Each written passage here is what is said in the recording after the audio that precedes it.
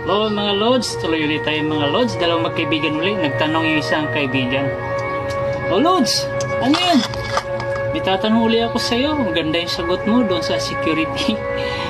Isa sa Malakay. Ito naman sa Revelation chapter 22 verse 15. O anong sabi doon?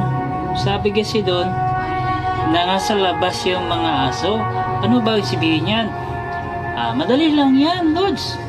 Sige, paano ako sa'yo kahit kunti lang alam natin, at least may alam tayo.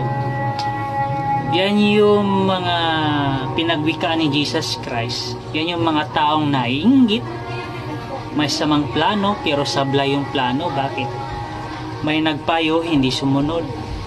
Kasi yung plano niya, expect niya kasi yun na yun. Hindi natin alam kung anong plano niya, maganda ba o masama.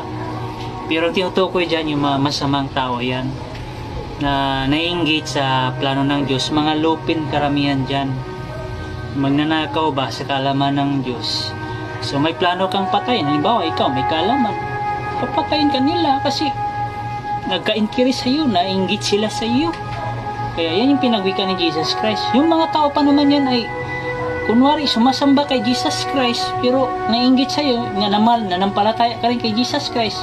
Sino kaya yung totoong Jesus? Yung kanilang pinaglilingkuran. Yung sayo, naninakawan ka o sila yung